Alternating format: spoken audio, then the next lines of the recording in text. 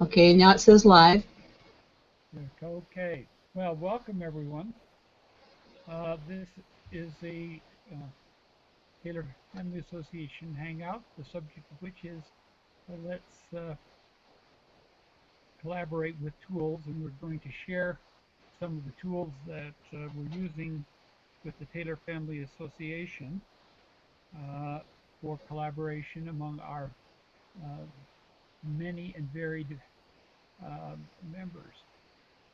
So, with that, I'm delighted to have Nancy with me to visit about what we're doing here. I'm going to share my screen. And we'll watch how that works. Share it. And there's Google is sharing your screen. Looks like it's working. So it'll take a second for it to do that. While it's doing that, I'm going to bring the PowerPoint over, and we're going to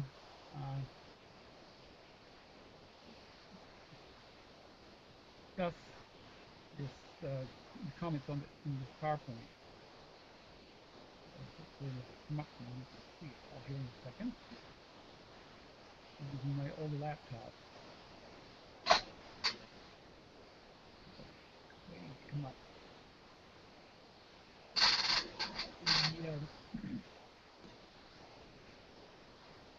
Our intent in reviewing these collaboration tools that we were using at the association level is to help you see how you maybe could use them as slicers or in individual families to gather and share family history information. So we're going to talk about the challenges, then we're going to talk about some of the tools, and some of the special things that we're using with the Taylor Family Association. Slide, yeah. So the reason that we're so interested in the collaboration, one of it is the very nature and size of the Taylor Family Association nationally. We have over 230,000 names in the larger database, over 90,000. The difference is that the 230,000 has some collateral lines of interest that we watch, communities of interest. Of course, the next issue is the mobility of the family. Our look at, for example, the William Taylor family, he had there was only over 76,000 members of data information about his family line in our database, but only 56,000 of them are in the state of Utah. So there's a lot of them first.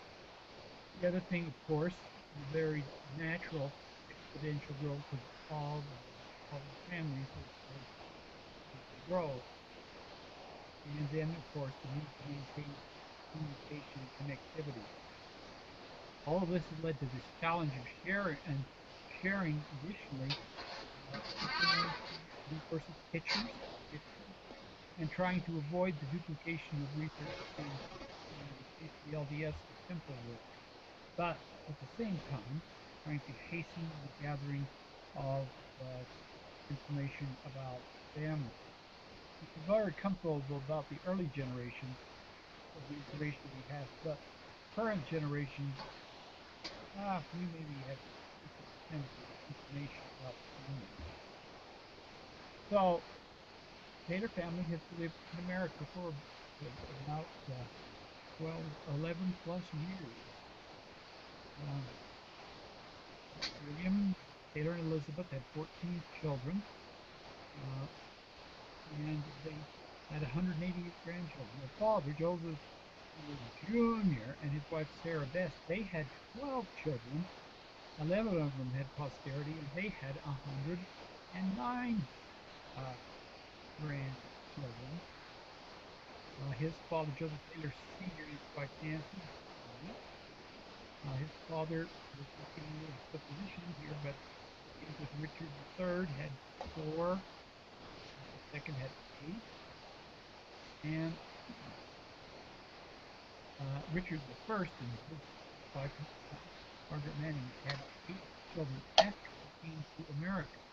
We think Richard I was one of 3 children from John and Dorothy in England, and working on gathering DNA to try and prove that point.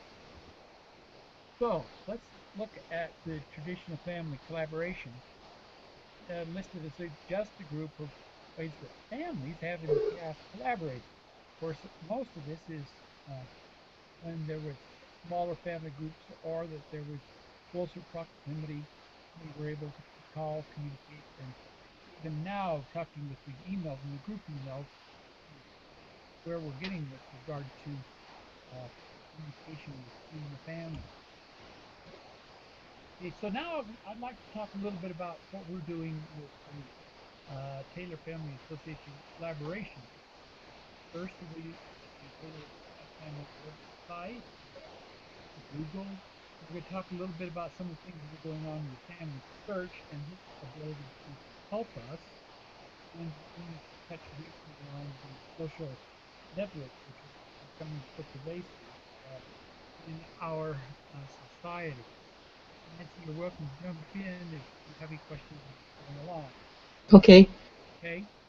I'm going to just outline briefly some of the things that are in the Taylor Family Association website if you don't know about them. First, and most of them can be reached from the home page.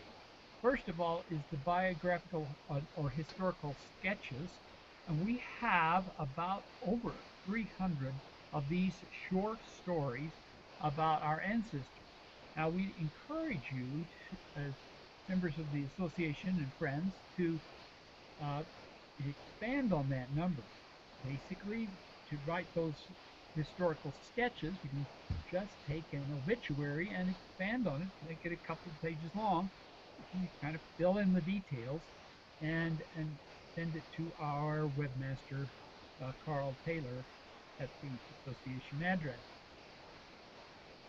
We also have pedigrees of the dead that are available to the public, and for those of you who are members of the Taylor Association, you can log in and see information about living well. There's also an online research library, and let me tell you about that a little bit. Basically, that is a repository of online resources that of research studies that have been done in the past.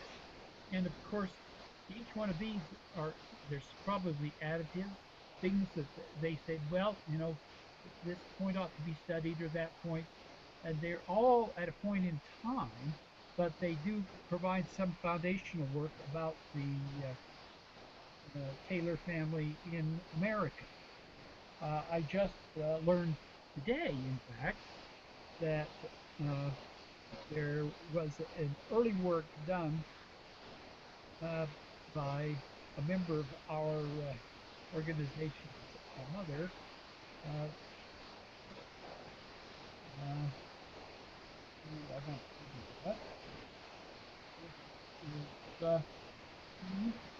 Her mother was a great genealogist, and she just uncovered a chart that is 3 feet wide and 8 feet long, covering the early history of the Taylor family. And we will going to be adding that as a latest acquisition into that research field. It goes back into the early Taylors back in the Carolinas. Another new feature that we've added is Eileen has uploaded all of the Taylor Times, except for the most current one, to the website as well. Now, they're fully searchable by word. They do not have in them the obituaries, but they have all the articles and searchability. She is working on digitizing the obituaries in the Taylor Times. Now, you may be aware that the LDS Church is also working on digitizing obituaries. The obituaries which we maintain in our files that have been added through the Taylor Times have a unique feature to them that you won't find in any other obituary. These always include their pedigree line, so you can see how the person was related to the Taylors. Very useful piece of information with regarding to developing additional research there. Okay. And this is on the family search. This digitized obituaries that we have is on our website. Okay. There is a project now working in family search. I don't know where they are with that yet, but it will be a database of obituaries that have been digitized. They're indexing them, if you would, to add them to another research file there. Okay, in addition, we're going to add links for pictures and artifacts. Now, let me just talk a little bit about the links to the other sites. One of the links will be to the Legacy Story site, where you can have multimedia stored for both the living and the dead. You can go in and look at a particular line or family. The other link that we're talking about is we're adding links to family associations and websites of interest to us. And I'll give you a couple examples of that. One is the Allred Family Association. The Allreds, Julia Ann Taylor married an Isaac Allred, and an Alan Taylor married a Lavina Allred. So we have a double link there, and they have a website and with things that they're doing that we may want to follow. There are several other websites of interest. Some of them will be of collateral interest in the family that we're looking into to adding a list of associated websites, both family websites and some, in the case like the Allreds, the association website. There's, for example, the Emer Harris Association. Emer Harris and Martin Harris's father. It's at that level, and we have several of the family from the Cache Valley area of Utah that married into part of that line. So that's what we're doing. The other thing that is available is that for free, we keep it on the private side, but you can add your own family websites as well. So we encourage you all to gather information, both of the research nature or of family lines, or information that you think would be a useful resource for other members of the family to add to the system. Now you can sign in as a member and look into the other side of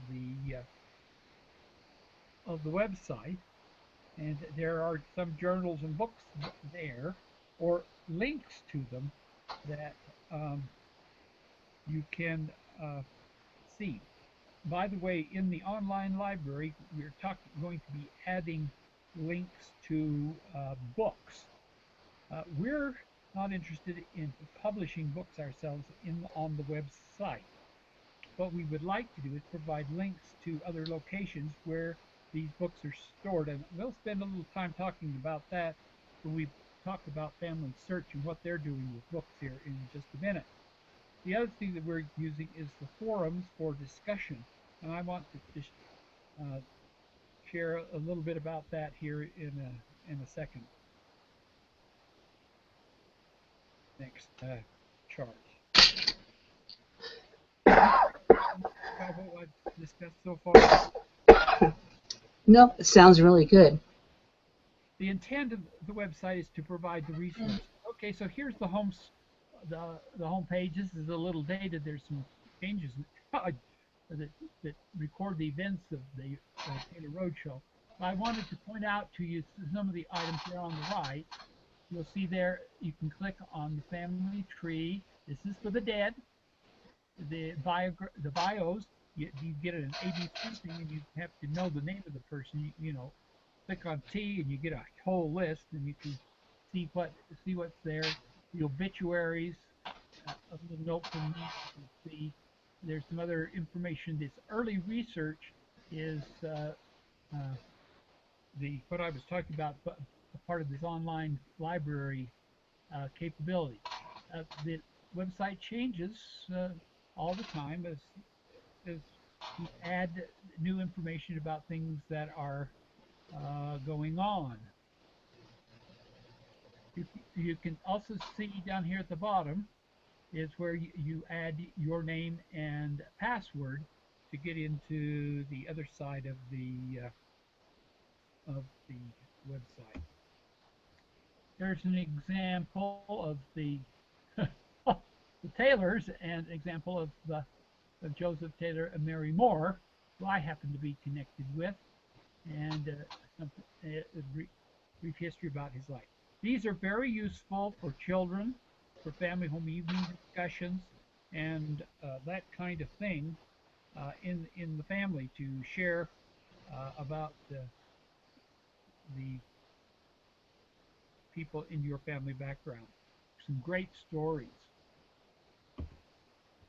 All right, this is that pedigree capability that we have.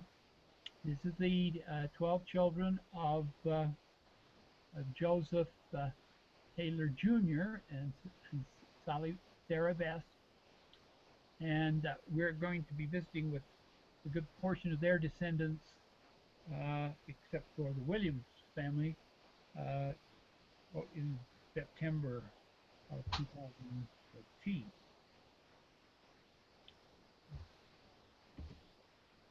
All right, now the other thing I wanted to show you was on the back side, here are some of the things that you can look at: web pages, membership lineage of members. You know, when you register, we ask you what your lineage is, and this is where you can see other people that are related to you, that you common ancestors that you may want to communicate with. The other thing down here in the bottom, see that Descendancy Forum? Yes. Descendancy Forum, it essentially looks like that other page we just saw, except it has a whole lot of information in it. And I wanted to point that out to you. You see the little B's by the names of people? Yes. That means that there's a biography out there on the front page for that person. And if there's a plus by it, it says that we have more family lineage. You can click that and see more of their additional family. But you could also see, if you go into click through and look into your family, you can see where there is need for the biographical sketches to be added about your family member. And you can see that we basically have a biographical sketch for all 11 of Joseph Taylor and Sarah Best's family, but when we get down into the others, we don't. So one of my missions in going down to Kentucky is to see if we can, in fact, scarf up and find stories that tell us more about the lives of these people, at least at this level. There may be a lot more there that we could good that we could garner. But that's what's there, and you can easily analyze it to the backside to see how your family is chalking up with regard to information about the person. But So, if you, so Gordon, how many of these 11 are going to be available to you in Kentucky? oh, well, let's see. Let's just march across. I think there's descendants of Francis, Amy, and Delilah are going to be there. I'm not sure yet about Alan, but Jane Smith is coming from Tempe, from Illinois down, and these uh, other girls, Sarah Beth, they married Hudnalls. They're all going to be there, Good. and uh, uh, uh, Joseph Best Taylor. Some of his family, I believe, is going to be there. The the Whites are going to be there, and some of the Goods. All right. So there's going to be quite a good representation of family there in Kentucky. I'm looking forward to visiting with them and renewing association. Okay, well, so I wanted you just to see that source is there and available to you as you're working on gathering stories or finding out things that could be done to enhance or share with other family members. Okay, let's talk a little bit about Google for a second. And I'm not, and this is going to be a quick overview. Of course, if you use Google, you know about its search capability, and you can use the search capability to search for an exact name of the person that you're working on. Just put some quotes around it, and it will search for the exact name as you have spelled it. We're using Google Drive, and we're using it for a number of things. One of the things that we're using it for is to transfer databases between the master database maintained by Ron and the slicers. The reason that we're using the Google Drive is because it's more secure than some of these other database programs. Okay. We also have computer tools, applications that are there. We do the management of the association in terms of group discussions, and we have also on the Google Drive, and I'm in the process of reorganizing it so that it follows some of the points that we're talking here. So that we talk about policy, database policies, uh, admin policy, and collaboration and support. And we're definitely supporting the slicers with process support and provide a description of what we'd like to have them do. So those are things that we're doing with the Google Drive. We're using it as one of our primary tools. And of course, the Hangouts we're using today.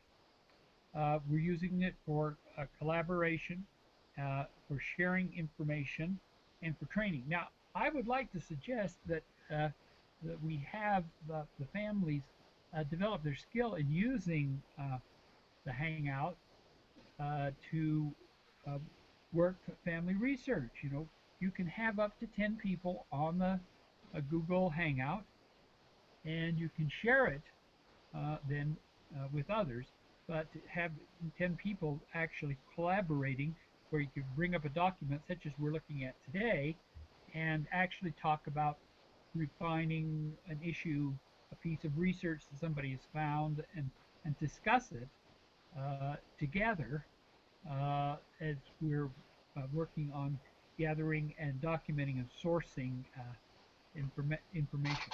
You can also use it for some training. Uh, we also, uh, the Hangout has the capability to do two things. One, you can put it on the air like we are doing today, and at the same time that you're putting it on the air, you can record it in YouTube. We have a Taylor Family Association channel, like the Mormon Tabernacle Choir and many others. We have a channel, and our channel is TFA Press. So if you go into Google and slash com/TFA TFA Press, you can go to these, see these hangouts that we have recorded for your use and reference. Okay.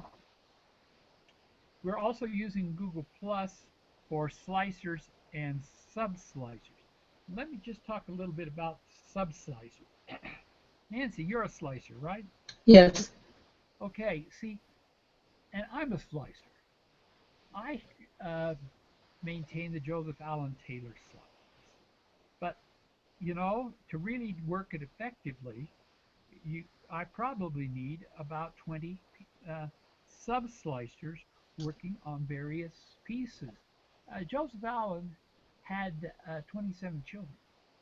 We probably need to have a sub-slicer working each one of those children. I also act as a sub-slicer in Joseph Allen, working with his son Lorenzo Taylor.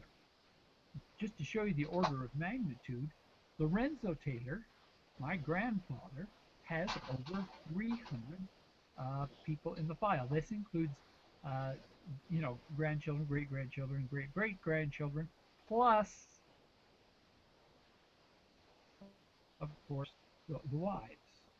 So, and we like to keep in our database, a rule of thumb, you want to think of it as complete family group sheet. So we like to add, for example, when you add the wife, we want to add her parents to the file also. This makes it possible for a broader linking and searching as we work the systems, both in family search and in other areas. So there's Google doing the search, and in Google, see those little that little group of dots right up there? Those 9 dots. Those 9 dots are represented here in these things. This is the Google Mail, the Drive, Calendar, the YouTube. You can get the YouTube map, and of course the Google Plus. So use of those things for what we're doing. Now let's talk a little bit about family search. Some interesting things going on with family search. And there are more things that have happened since we did this presentation in Far West in June. Books. The Family Search Library and several other of the LDS libraries are digitizing their books and journals. And we can maybe show you that. But so these books and journals then are available to be searched. And there's a link associated with each one. It's the link that I wanted to talk to you about. So you can go in, search, and see what books there are in your family that have been digitized. Maybe you know of some that have been given to the library. Or you can take books down to the library and they will digitize them for you free, I understand. So but the challenge then is to provide these links or references to the Taylor website so that everybody doesn't have to spend a lot of time trying to find books that have been written about your particular line. We can put them in on the website for easier reference use. And we just put the link, we don't copy the book, so it's just the link, and then people will bring out to the reference so they can get that. Do you understand that, Nancy? Yes. Okay. We'll have the link to the reference, but and we want that. But and here, for example, are some of the libraries that they are digitizing. You can see several Brigham Young, the Church History Library, the Family History Library, and see some other public libraries, including that Allen County Library, which has a very large repository. I'm sure that they will have mutual agreements with some others where they will take their digitized books and make them available. Now, this is an example of what it looks like. And if you look here, you can see I've just drawn up 4 books that were written by with my father's participation. This is my grandfather's journal. uh, from Hawaii, and then his life, see, written by his four sons, and then the life of my father, and here's the life of my grandmother, my father's mother. It was written by Dad, okay, and then notice here, here's another group of histories, Taylor family histories, written by Brian Taylor. Oh, And really? yeah, and it happens to have in it some references to. I just went in and referenced Lorenzo Taylor, and it brought up these searches. The but these were the top ones. Look, there's over 5,000 of all the records. Okay, Okay.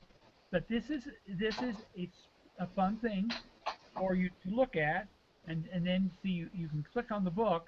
When you click on the book, since this is a snapshot, it won't show it, but you click on the book, and then it gives you the link that you can use to capture and go forward with to provide to the website. Okay, Nice. a couple of other things.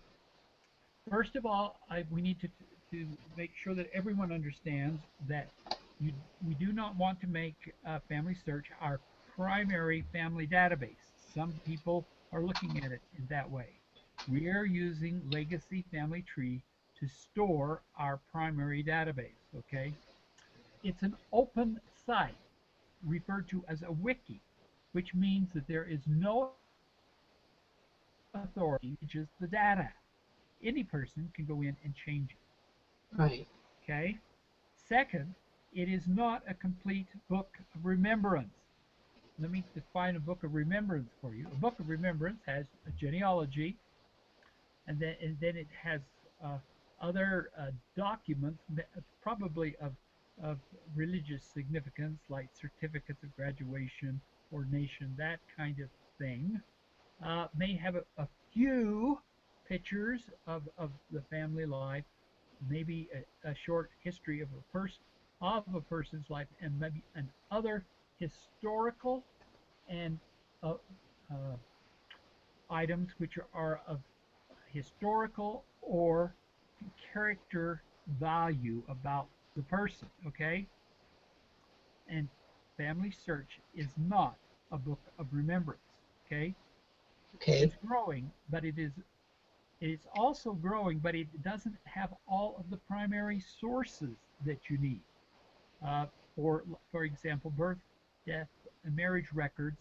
Uh, in the state of Utah, they have most of it, but many other states, people charge for that information, and it is not available on the family history site.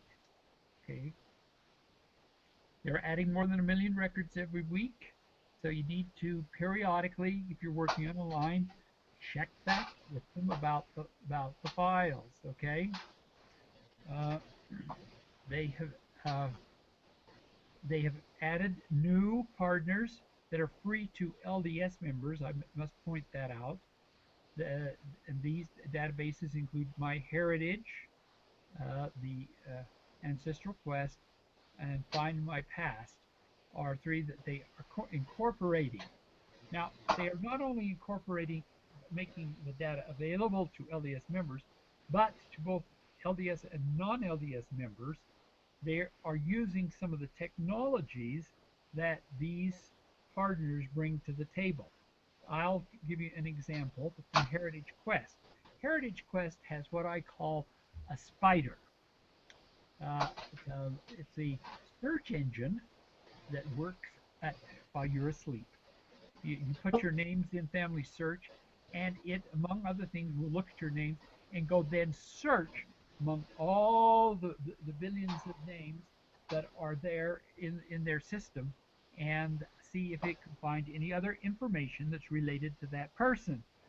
Ben Bennett, who I was talking to today from Family Search, was telling me that the database in that's made that as of right now by the church is the equivalent of about 10 times the size of the Library of Congress. Wow. The, that historical library that's maintained by Congress about of the life in America. Right. Huge. So anyway, you can have these crawlers running around and seeing if they have anything that's related to your person. It's a wonderful thing. That, of course, is free to all people who uh, have accounts with uh, Family Search. Okay, and you may not be able to go into these particular databases, but the the databases may come to them as a result. Okay, great. Now a couple of other things for us to look at, uh, and some new things I'm going to tell you about that are not on the chart. First of all is the watch list. Uh, when you bring up a person on the by him, you will see a watch. It says watch, and if you click on it, then it says unwatch. What the watch list does is it allows you to monitor the changes that are going on in the content of that person's profile. Remember, this is a wiki, so anytime that anybody can make a change. Well, what the watch list does is that if there's a change made every 2 weeks, they run through the system and uh, check on that. Just a moment, Kathy. Can I call you back in a few minutes? I'm doing a webinar. Bye. So uh, the watch list is what's designed to help the tailor specifically, and I get anywhere from 20 to 50 changes that have occurred in the about the 20 names that I'm watching.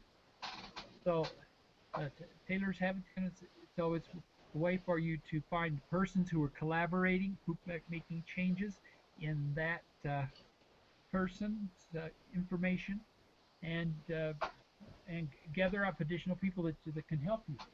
Okay, okay. I've got to take the call. Yes, Kathy, I got to call you back.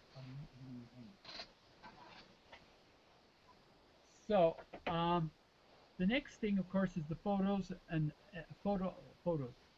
Now, the church has not provided any guidance about the photos. We're providing guidance. We're telling you don't need to put albums of pictures in. I've had some members say, I've got 4 albums I want to put up of 50 pictures each. Mm. We don't need to think of what Family Search is as the small plate of Nephi or a book of remembrance. It isn't the history of the complete history of the person. So we are encouraging them to put historical photos that like birth, death, adulthood, uh, family groups, maybe a picture of the house, and maybe a few other significant historical or uh, spiritual or value pictures in the Family Search. Now, uh, the memories is another area where they're adding documents, and we're encouraging collaboration on those. We're seeing uh, multiple histories of the same person. Now, you get different viewpoints about a person's life, which is one thing, but when you can see that somebody has just copied somebody else's and added a few things, that collaborate and speak about getting it right rather than confusing uh, the, the the grandchildren about the lives of a person. Okay, recent new additions that since Far West Conference. One of them is the new hints. Hints, remember I was talking about that spider? Right. Now on every person's preview, uh, when you bring up their profile, there on the right, you'll see hints. These are sources that from the family history databases that they're suggesting may be related to your particular person. They can be census records. I've seen the Postal Security death records, uh, uh, governmental records that they have access to that they think are related to your person. and they are very useful in adding additional source, secondary source information about that person. You can add it to the source box and then add it to multiple people that the source relates to. Okay, exciting new helpful hints there. Okay, Okay. That the sounds like it's similar to Ancestry then. yes, that Okay. way it is. Yeah, it is. Okay, and you see, I think they probably picked up the whole process from Ancestry with the partnership. Okay. Probably. All right. The next thing that they've added is they've added mobile apps, uh, both on Android and Apple, that you can use to add uh, information or see information on your family file. Okay.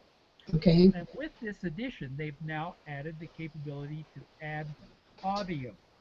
So you can talk about something. You can't talk about it as it relates to a picture or not, but you can talk about something and add a little audio clip. I don't know where that's going to go. They've just added that within the last 30 days. Okay. All right. Now let's talk a little bit about uh, Family Tree as in addition to the basic data. They have what they call certified partners, and some of them are premium partners. Okay, Zilla.org helps you find cousins, and you can start with yourself, move out multiple generations, and you can check and see where lines stop quickly with this. As you scan over the little lines, it brings up the record from Family Search, so you can see what's there. And so if you see uh, happen Mm. to be that if the person died younger than 16, they'd assume they weren't married. But you can check and see cousins in the file right quick. Uh, the other thing that they've done is they've added both find a grave and billion graves as in databases. But we need to caution you, both of those you can add uh, family data to. And some people in their zealousness are using them to add additional children, dates, and so forth. You need to treat those with an opinion, and it pull it up. The gravestone is probably there. Uh, in case of the Taylors, even the gravestone in Kentucky has a couple of inaccurate dates on it. But Oh, well, yeah, I've found some gravestones with inaccurate information. yes, but so again, treat the information as an opinion, pull it in, look at it, and then it, with your own research, find that. Okay.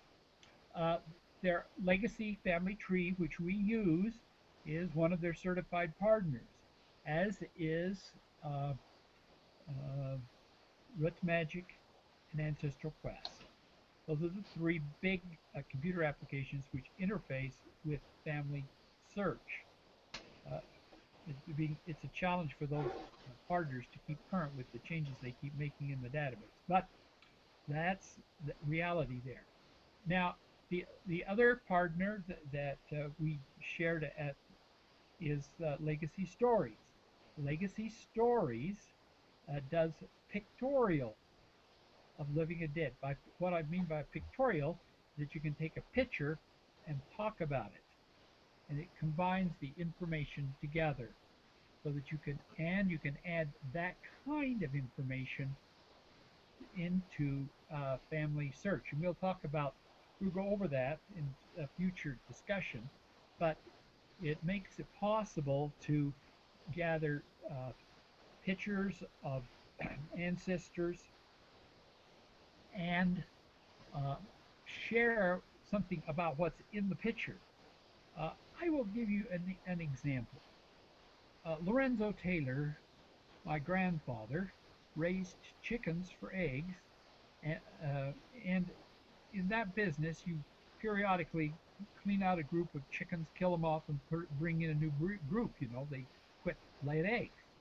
So between cleanings, when they did that, they always cleaned out the chicken coop, and he had some guys come in with blow torches to clean off, disinfect it, so to speak. And they caught the chicken coop on fire. Mm. And the wind came up and was blowing the sparks and embers from the chicken coop up towards the family home, which is about 20 yards away from the chicken coops. So his dear wife ran out of the house, afraid that the whole house was going to go up. But then she remembered something. She came back and she raced back into the house and came out with a bag. Lorenzo Taylor at that time was the bishop of the ward, and she went in and brought the tithing dollars out of the house. Nothing else, just the tithing dollars. That says a lot about her, right? Right. That's Now, what's important to her. yes, what was important? Character things. Now, if you saw on Family Search a picture of that house, you would have no idea of this story that I just told you. Okay? But now with pictorials, they can be linked together and added to the story Mary Maud's life. Nice. Okay? Now, you can do the same thing, of course, with the living. And questions about your own life or the life of your parents. The LDS Church has a little booklet called My Family, which has 4 generations in it with a picture and wanting stories. Well, the first 2 generations are all people who are living.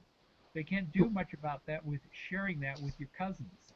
Right. The ones that are dead, you could, write up the story and put it in with their memories. But the living ones, you can't. With this system, you can hold on to those in a cloud and be able to share them with you. I wanted to show you just a little bit about what some of these look like. This is Fazilla. See those little marks there? Well, some Right. of them are blue and some of them are red.